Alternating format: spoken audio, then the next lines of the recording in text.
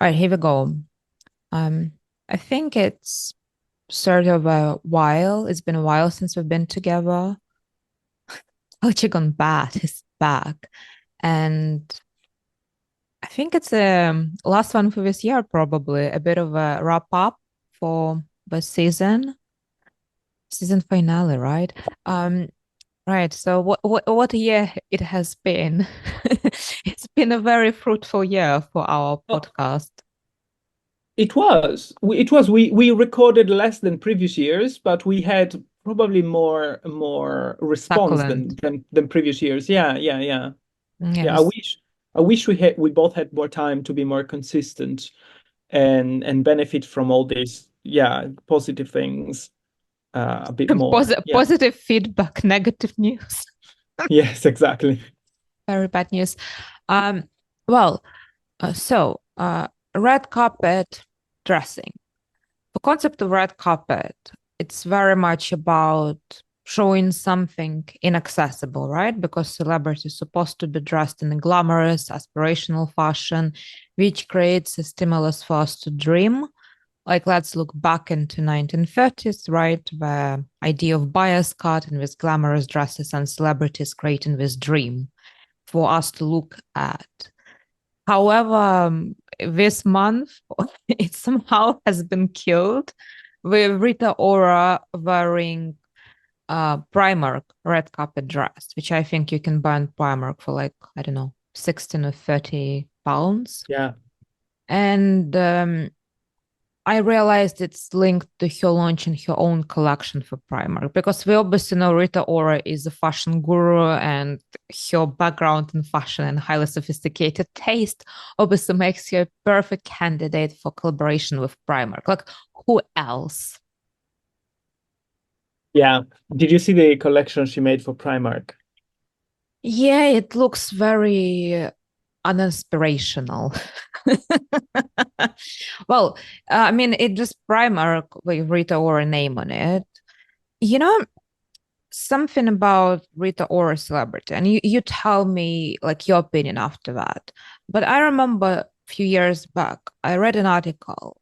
So Rita Ora has a very interesting background. She, I think, grew up in London, but she is of Albanian Albanian. Yeah. heritage, right? And I read that apparently, like her career, like early career sponsorship and everything, was supported by Albanian mafia, and she is very closely linked to corruption and money laundering, which comes from Albania in the UK. So I just thought like dressing her up in Primark is probably actually a very strategic marketing choice. I don't know how much. I've never heard of this. I know she's Albanian. She has Albanian origins, but I've never heard about the mafia link. It may be just a stereotype about Albanians, though, I don't. knowing how I things. almost read it like on BBC or something. It was like a, like investigation piece or something, but it was a while ago, and who Okay. knows? Yeah, I it's very weird because the we are in an age where the message is sustainability all the time, and yet the same cohort that is said to be the most sustainable generation ever, the very young people, Gen Z, are the same people who are actually promoting things like Primark just because it's designed by Rita Ora or Shane or all those other companies. So it really shows how brittle this concept of sustainability is and how little we can solve from this. Now, linking to this, you mentioning that she wore Primark for a red carpet, it is coming to me now that when Kate, the Princess of Wales, uh, appeared in public wearing Zara. Do you remember? A Yeah. couple of times she appeared in public wearing Zara, and one dress went sold out like in 10 minutes after she wore it. It was it's a few years ago before people became obsessed with this concept of sustainability, and it was regarded as democratization of fashion. If the Duchess wears Zara, so we can all be chic, right? It was an idea, it was almost an optimistic childish idea of democratization of fashion.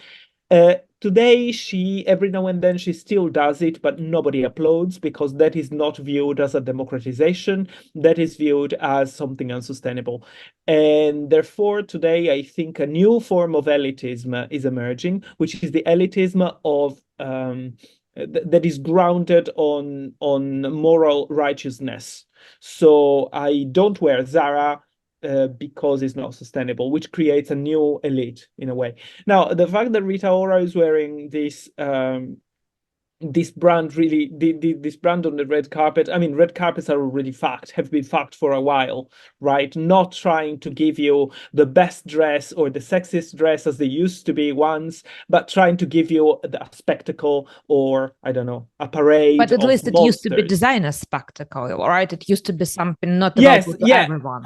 I understand, but to me, designer spectacle is the first step that leads to Rita Ora wearing Primark.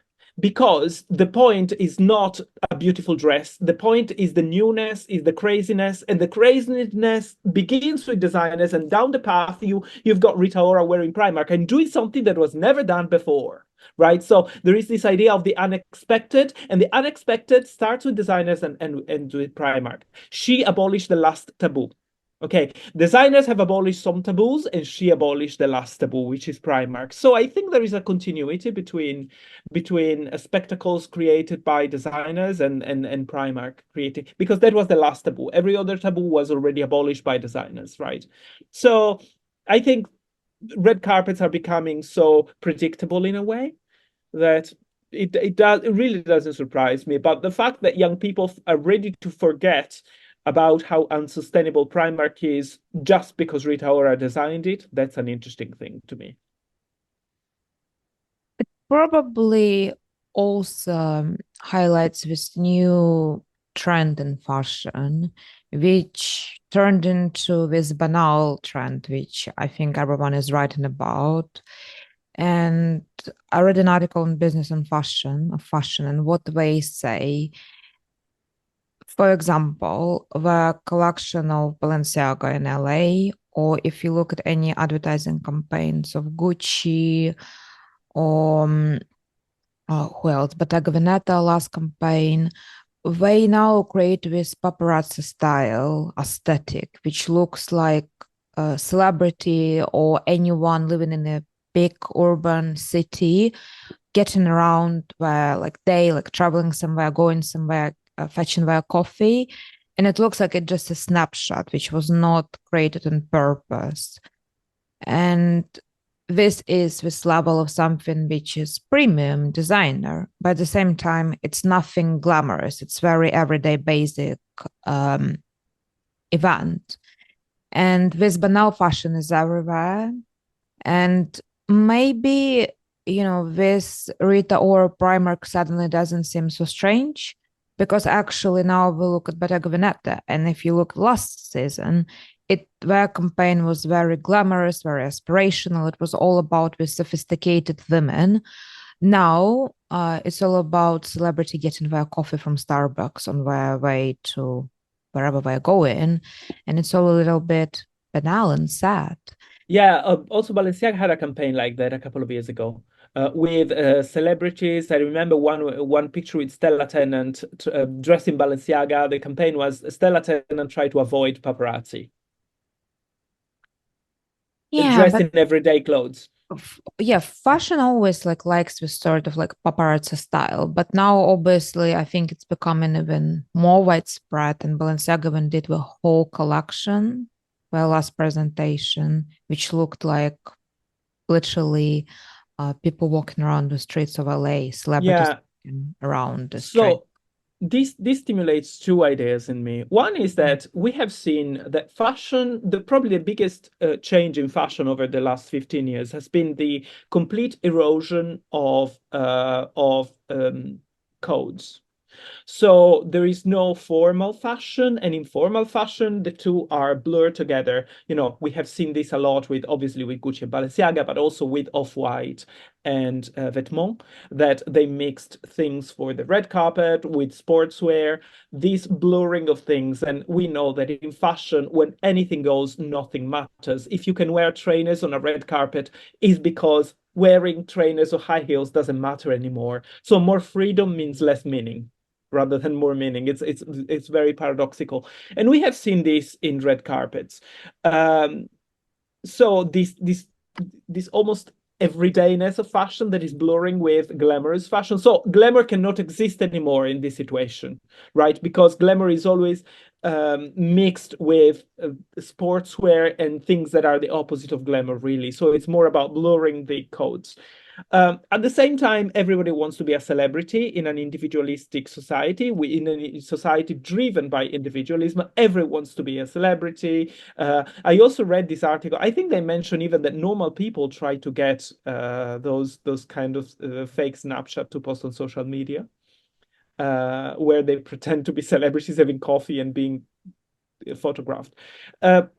So everybody wants to be a celebrity, so everybody wants to identify with that, everybody wants to participate in that. So on the one hand, the erosion of glamour given by the erosion of codes, generally speaking.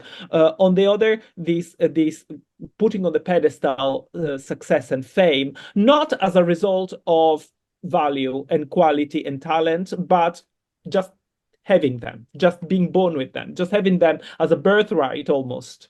So yeah, but also it makes me think of the fact that this Balenciaga collection in LA to me was very, I can say boring, meaning that it was the same Balenciaga collection.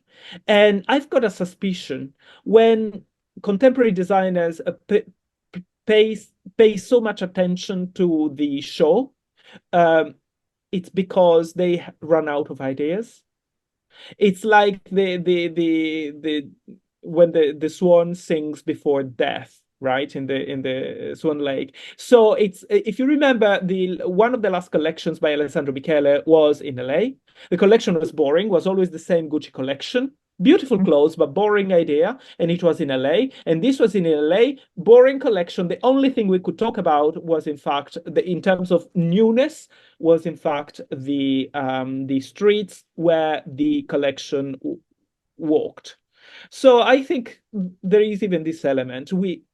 When designers pay so much attention to location and choice, because today, I mean, not always, no, this didn't apply to McQueen. It's something very contemporary. It's because sometimes there is no innovation in the clothes. I don't know what your Well, thoughts about this are. um, I think you do have a point, but I would take a more pragmatic look on that. These boring ideas are not a result of designers not having any more inspiration or not feeling like we have resources. I feel like it's coming from all these conglomerates, houses, pressures of people not having much desire to shop as they used to, and people, and in general, like economy being in a very fragile state. And this whole pressure causes them to say, like in the end of the day, we really need to sell. And if we will start experimenting with fashion, people will just get more scared because now it's all about safety. And if it's all about safety, let's sort of look back into history and see what works well.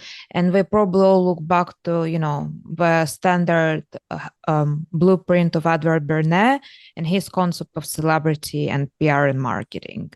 And I think now all what we're doing, we're just taking the celebrities who are the most popular, aspirational on a very basic and banal level, and they just get them to model their clothes, we photograph them in their campaign. And at this point, it's not about the clothes anymore, because like I said, formal and everyday casual clothes boundary is very blurred. It's all about identifying specific brands with specific designers. On top of that, I think we have a crisis of sophisticated consumer. What I mean by that, go to any luxury fashion store today, even some stores which used to be historically recognized for excellent craftsmanship, like Bottega Veneta, well, the quality is very bad. Like you look at the shoes, half of the shoe is not even made of leather anymore. It's plastic. And the price tag, we talk about up to £2,000. Like, what is that? Really, I think customers today are paying for brand, they're not paying for quality. And if you are dealing with consumer who is not into the brand legacy, history, craftsmanship, slapping celebrity on top of a brand logo is a very logical step to take. And I think this is what we are experiencing. Yeah, no, but I totally agree. I didn't mean that it was all the designer's fault. I totally agree that is a lot of it is due to the conglomerates because conglomerates are very Arnaud and Pinot are not really looking to risk. Why should they Break risk if fashion they boundaries. if yeah, exactly, that's not the point of a conglomerate. The point of a conglomerate is making more money, not showing innovative things. That's not the point. Innovation works if it sells. However, it is true that in the case of Alessandro Michele, they did ask Alessandro Michele to change, and Alessandro Michele was unable to offer that change, and that's the reason why he left. So there was a problem. The conglomerate had a problem with the fact that the people in China especially were not buying Gucci anymore because they were bored by it.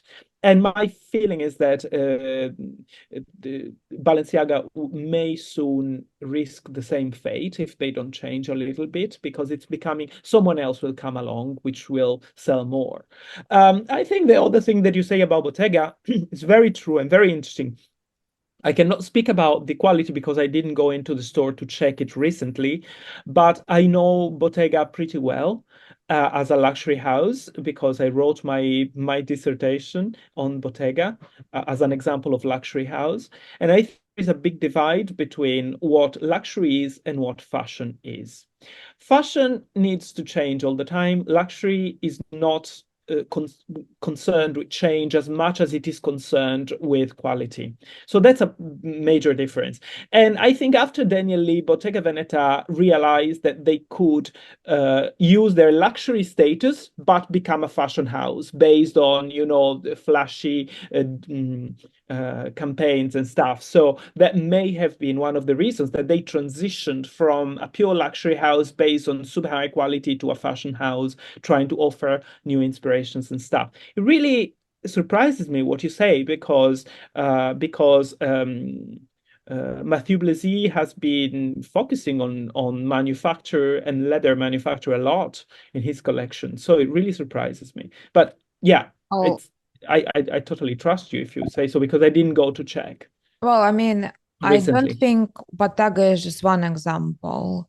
I, I'm a bit of a fashion consumerist myself. And now you say that in a way, I might be a luxury consumer rather than fashion consumer. Yeah, Well, what I notice more and more, the quality is of luxury fashion is shocking. Like you have items priced £2,000, £4,000, and maybe suddenly Primark, Rita Ora might be on the same level. I'm not exactly but the you same. see, I see. For me, luxury it doesn't is not measurable by its price. The price does not define a house a luxury house. What one needs to look at is the entry price. So how expensive is the cheapest item? So that's the entry price level. That gives you a big difference between fashion houses and luxury, aspirational luxury and real luxury. So Hermes has a very high entry price, for instance, because a luxury house. Prada has a much smaller. So they may increase the price in some items, but it doesn't mean that they are really bringing the house on the top. So that's one thing. And also another thing that makes luxury different, I think, from fashion is the availability. The availability needs to be limited, needs to be very, very limited. If the availability is not limited, if you don't control who buys your things, that doesn't make it luxury. It doesn't matter how expensive it is. If many people can achieve it, you will one company will eventually become like Burberry, right? That started as a in the early 2000s, started very well, and then very soon it was too available, bought by everyone. Yes, they did have some expensive items, but they also had hats that you could buy for a few quids, and everybody had those, and that cheapened the brand. So I do, yeah. I think many things, and it's true that Bottega is working more now on increasing the quantity of things they sell. as opposed to doing what Hermes does, which is keeping the production very small and working more on a very controlled small production.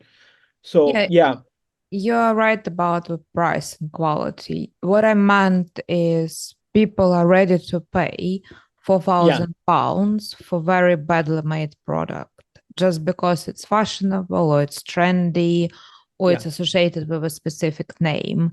And this is the reason why I think we have this rise of celebrity, boring fashion, because people are ready to pay for the image, not for the content.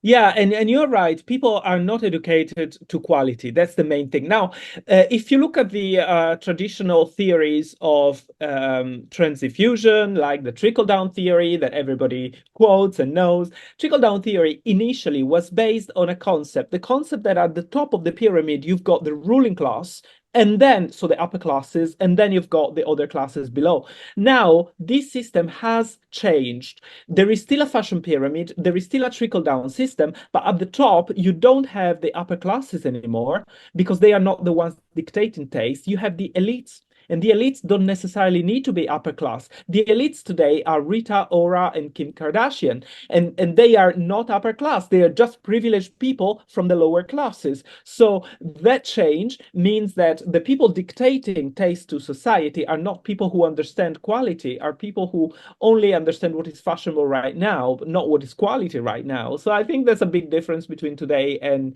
the fashion system in the early 20th century. Yeah, and this is exactly the problem of our industry. And it's also a problem of many things, like, service industry, real estate industry, um, people who dictate trends, they do not have education to or knowledge to understand what is high standard quality is. And that's why market prices are not a reflection of anything which really worth what you're investing in. And actually, sometimes very good quality can actually be cheap because no one cares, ironically and paradoxically, which is, yeah, very culturally bad notion. Very. Oh, well, oh, well. I guess sophistication is rare to come across. Yeah. Well, in any case, even Zara, which has been for a very long run, very secure brand. I think it's been doing really well across like many competitors. I think entered a bit of a stage of a crisis with its recent advertising campaign. And the fashion advertising campaign, I think there's always two directions. Brands say they go for something very safe and commercial, or we try to experiment and create some conceptual message, which is always a bit of a risk with high street because your consumer here is really not looking for sophisticated message. And Yes. maybe Zara last campaign is a result of two things. I think, first of all, it's too conceptual for what the brand stands for. And secondly, today people are so sensitive. Everyone is looking for a reason to find some connection to political agenda in everything. Because everyone is affiliated being right or wrong or on one side. So, so you're referring to, just to be clear for our listeners, maybe we can put some video here. You're referring to a recent campaign by Zara that was attacked by pro-Palestinians because they thought that the campaign kind of mimicked or mocked the destroyed houses in Gaza. And I think it also resembled, from what I read, corpses of dead Yeah, people. yeah, yeah. So that's what you're referring to. Yeah. I don't know. Uh, So here's the thing. First of all, Zara has traditionally been a store that did not invest in campaigns. Zara is not bought by people because of its campaigns. It's not H&M does. have campaigns that become popular, but Zara has never been that brand. The marketing strategy that Zara has always been different. So they invest in big buildings in key places in the city. So for instance, in London, you've got many Zaras on Oxford Street, one Zara in Bond Street, which is the street of it's still Oxford Street, but at the corner with Bond Street, which is the temple of luxury, that street. So Zara mimics boutiques while offering high street. They have paid a lot of attention to their windows. And the third strategy is their bags. Their bags are always the same, very recognizable. You see them across the city. That's free publicity for them. They never invested much in, they always invested in how the store looks rather than in how the campaigns look. So this was very interesting to me to see this attack on Zara, because it has never been what Zara standed for, like campaigns. But the funny thing is that people attack Zara, as you say, they couldn't, they wanted to politicize this campaign. And the question that I asked myself was, why would Zara do that? Why would Zara put a political message inside something? And in fact, then I realized that Zara didn't want to put a political message. The political message was never there. The campaign was conceived and shot before Israel attacked Gaza, before the Hamas attacked Israel. So everything came before, but in retrospect, they connected the dots. Yeah, but that may not be that's reminiscent of Gaza. So let's attack the store. It was really my feeling is that this is what Douglas Murray calls the madness of crowds. So this is really the madness of crowds. If you're not given a reason to protest, then you'll invent one. And Zara didn't give you. I mean, Zara gives you many reasons to protest, but those are this was not amongst them. They never wanted to make it political. They never wanted to make it about Gaza. Why would they do that? Now we have this schizophrenic situation in our present. On the one hand, we ask Gen Z especially wants brands to declare their political opinions. Gen Z loves when brands say, we support LGBT, we support this, we support that. And then at the same time, if they have the feeling that what the brand is supporting does not align with their expectations, then they get mad. So there is only one way to go. They have to be politically involved, but in the right way. And if they are not politically involved, well, I'll find a political message anyway in your communication. It's really mad and stupid. Yeah, but JP, for me, this signifies like everything we discussed today. One big thing. Fashion concerns everyone. It's like this almost cliche scene from Devil Wears Prada, where this everybody wants to be us. Yes, but on top of that, she also we do some like fashion shoot fittings, and she laughs at the confusion of choice of clothing because for her it all looks the same. And then she's like, "Well, you think fashion has nothing to do with you? Well, next time you go to a TK Maxx to buy something like last discounted item, trust me, it was chosen for you in this room." And this is exactly it. Like, I think it always makes me smile because when you say to someone, I work in fashion, everyone says, oh, it's fun, you must like have such an exciting like career, but also people think it's very flamboyant and very almost like entertaining career choice. It's not very serious. Well, the thing is, I don't think after politics, anything concerns people so strongly as fashion. People care about how long the skirts are. People care about how masculine or feminine men dress today. It's a constant topic of discussion. Everyone cares about the latest fashion trends. Everyone is ready to pay and become unsustainable by buying Primark, maybe Prada as well, some, because they think it's cool and fashionable, they can relate to it. Balenciaga sells very uneventful and boring clothes, and it's still in demand, still, like unlike Gucci. Balenciaga is still doing something right. And people care, right? People blow up over Zara campaign. Like if people didn't care about fashion, no one would have even noticed this campaign. And, except of a few people who work in fashion. This again highlights what fashion really touches people across all walks of life, But it's not fashion professionally. though. They, they, Well, they, they, did, they did not get mad about a look. They got mad about a message that has well, nothing to do with fashion. that takes now a level of sophistication, which we are lacking. But I still think, regardless, what I mean, something about fashion industry still touches people. We cannot Yeah, just let it go.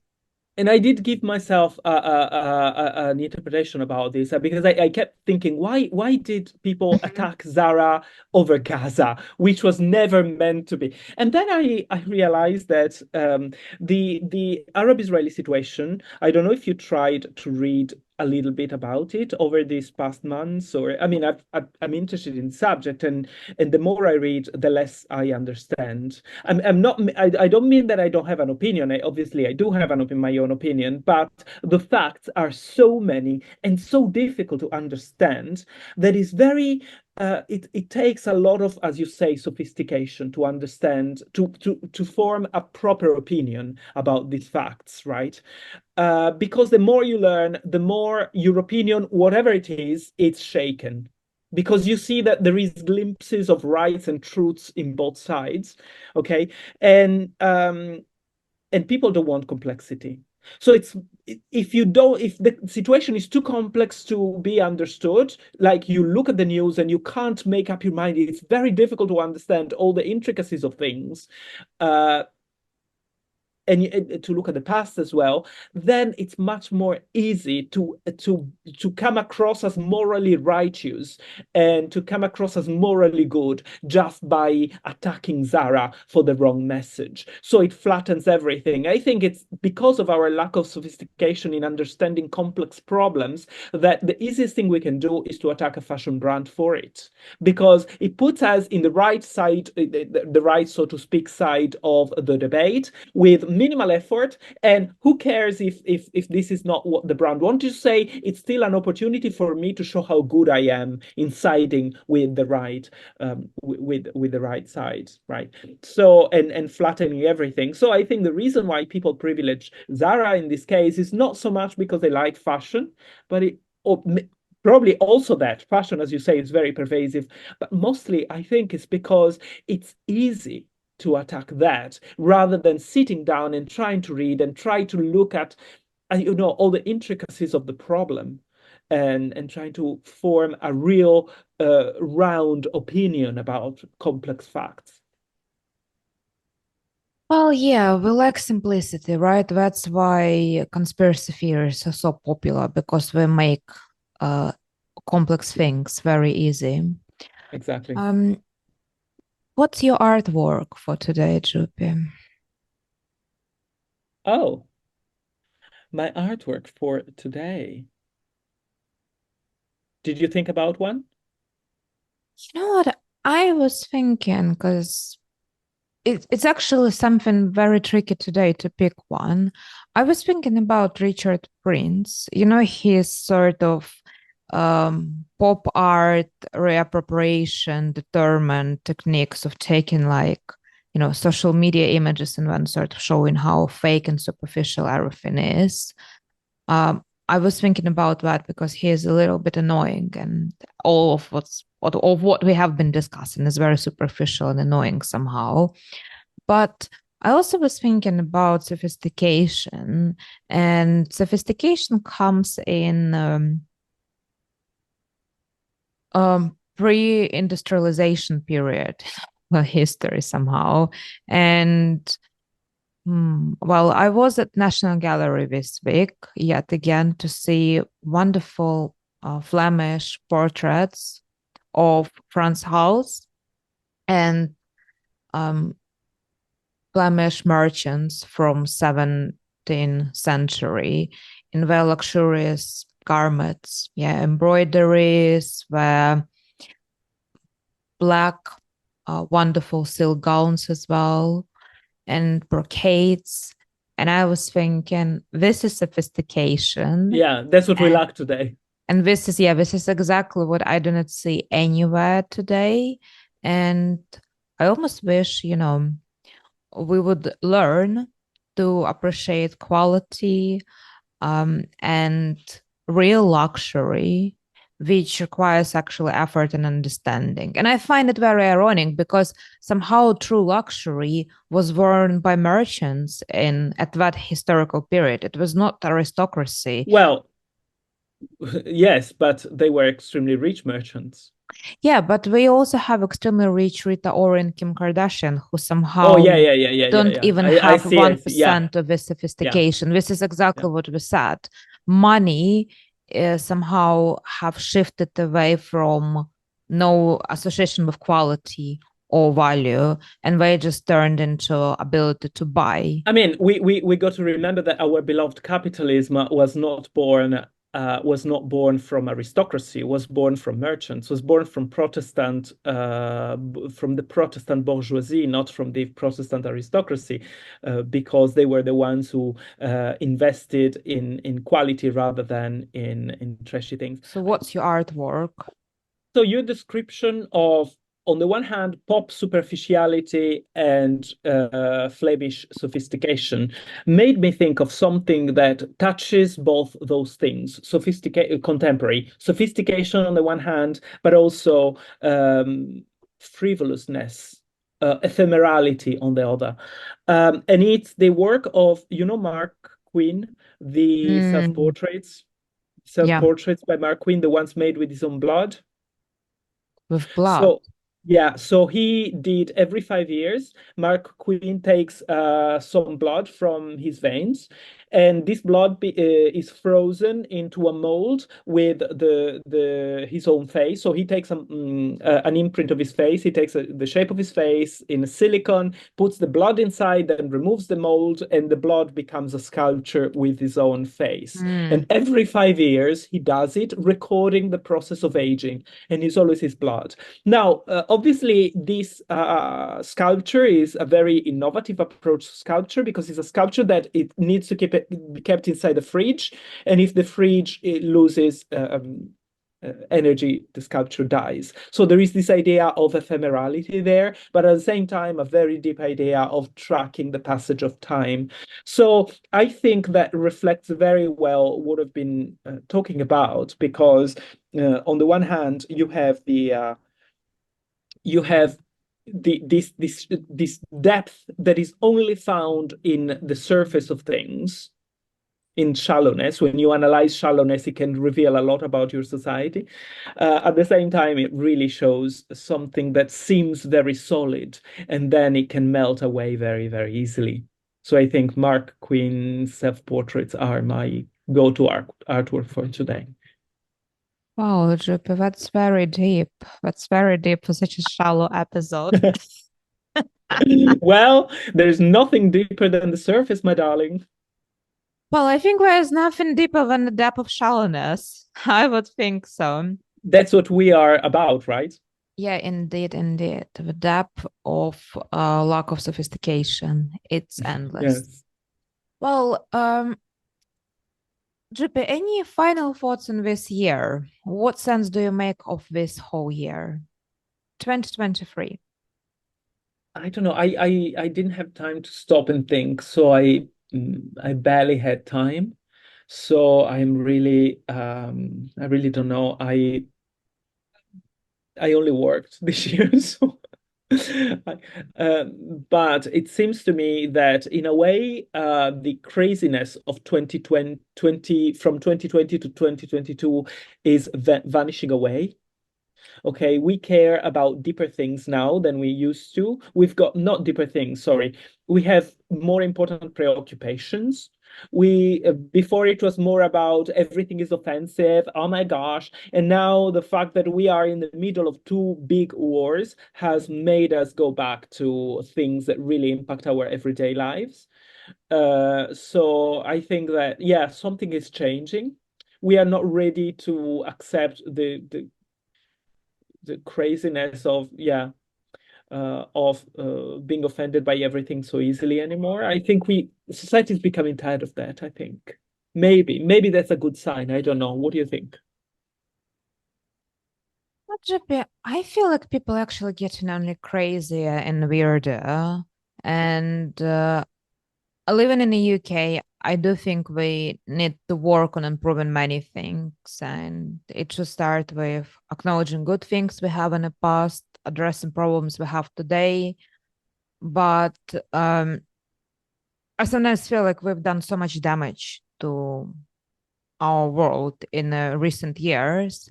I do wonder how long it will take to recover, and even if there's willingness to recover. And I think we are in a crisis of sophisticated consumers and sophisticated Oh, that people. that is without a doubt. The thing is that this new conquest of minimalism that we are witnessing, it's very strange because usually minimalism is linked to quality, right? So it's maximalism that is linked to kitsch.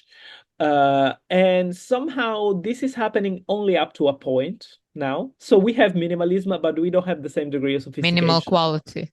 Yeah, minimal everything, including quality. Yes, Ay, yes, ay, that's. ay, ay, ay, ay. Yeah. I think it's because people buy things for social media, and on social media you can hide the lack of quality very, very well. You Well, you and you I don't buy need. things for my own pleasure. Where did you buy this? In Korea In Hong Kong, with a or in Hong Kong? Shanghai tongue, pure silk, and It's beautiful. it's wonderful. It's Cultural wonderful. appropriation, Cultural appropriation, yeah, 100%. luxury And appropriation. luxury appropriation, and I'm really concerned where shall I get my true luxury in 2024. Japan. That's it. Japan is the last place left. Well, yeah, here we go. Somehow the tables have been turned. Well, until next time and next year, Culture Gone Bad says, Happy New Year. Happy New Year, Merry Christmas, Happy Hanukkah, whatever you want. Yeah, celebrate whatever you want and see you on the other side. Bye. Bye.